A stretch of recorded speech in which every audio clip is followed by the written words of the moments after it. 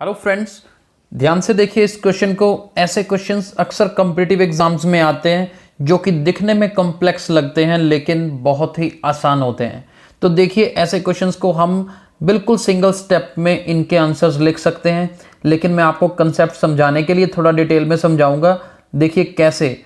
सबसे पहले तो ये जो मिक्स फ्रैक्शन है इनको सॉल्व नहीं करना, अदरवाइज बहुत लेंथी हो जाएगा।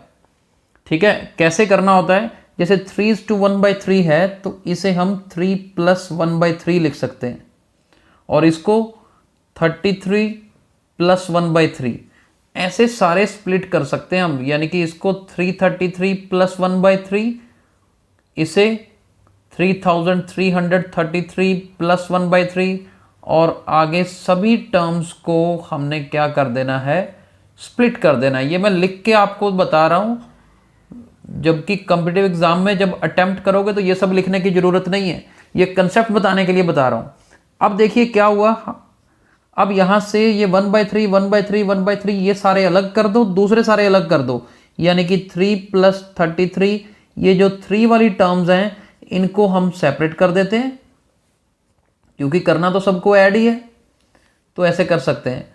तो ये देखिए, और इसके बाद 1/3 वाली जो टर्म्स हैं कितनी है ये भी देख लीजिए, 6 टाइम्स है, तो 4 5 और ये 6 टाइम्स। देखो एक्चुअल में इसका कंसेप्ट ये है, हमने क्या करना है, इनको अलग अलग करना है, फिर 3 वाले सारे ऐड करने हैं और ये वाले ऐड करने हैं। अब देखो हमने पहले कंसेप्ट किया हुआ है, इनकी एडिशन का भी शॉर्टकट है।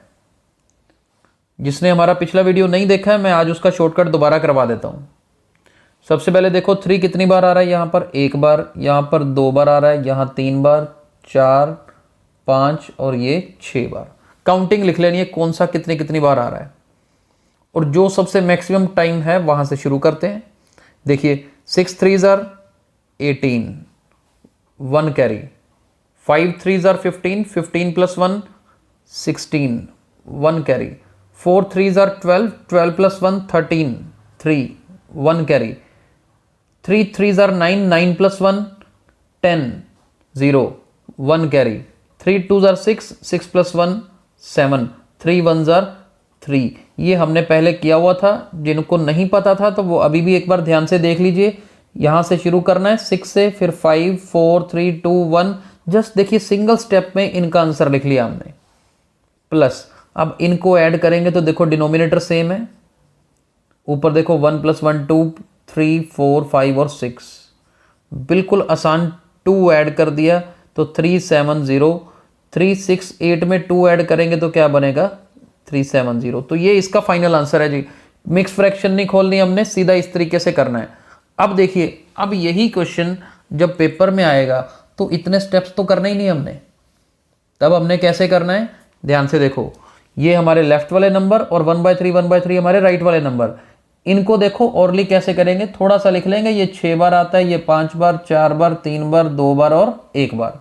आप क्या करेंगे, 6 3s are 18, 1 carry, 5 3s are 15 + 1 16, 1 carry, 4 3s are 12, 12 + 1 13, 3 1 carry, 3 3s are 9, 9 + 1 10, 0 1 carry, 3 2s are 6, 6 + 1 7 और 3 1s are 3, प्लस ये 1 + 1 2 3 4 5 6 और राइट 6 बनता है। 6/3 क्या होता है, 2 होता है। बस इनको ऐड कर देना है, 3 7 0 3 7 0। एक स्टेप में पेपर में करना है हमने, पेपर में इतनी डेप्थ में नहीं लिखना। हमने क्यों लिखा था, ताकि ये कंसेप्ट हमें क्लियर हो सके कि ये कैलकुलेशन बनी कैसे। अब देखो मान लो एक क्वेश्चन और करते हैं, 999 × 1/7। आगे देखते जाइए, 999 2/7, 999 3/7, 999 4/7, 999 5/7 और 999 6/7। अब देखो ये क्वेश्चन आ जाए ना, तो अब हमें पेपर में कैसे करना है, पहले तो ये चीजें चेक करनी है जी। नीचे सबका डिनोमिनेटर 7 है, ऊपर वालों को ऐड कर लो। 1 + 2 3, 3 + 3 6, 6 + 4 10, 10 + 5 15, 15 + 6 21, 21/7, और 21/7 होता है 3, कट जाएगा। वो उसका काम कर लिया हमने अलग। आगे देखो ये इस तरह की कैलकुलेशन नहीं है, लेकिन देखो 999 बस सेम वैल्यू है हर बार। 999 कितनी बार ऐड हो रहा है, 6 बार।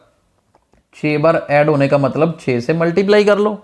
6 से मल्टीप्लाई करेंगे तो क्या आएगा 5994, सिंपल सी कैलकुलेशन है, यानी कि 5994 प्लस 3, तो फाइनल आंसर क्या आएगा 5997।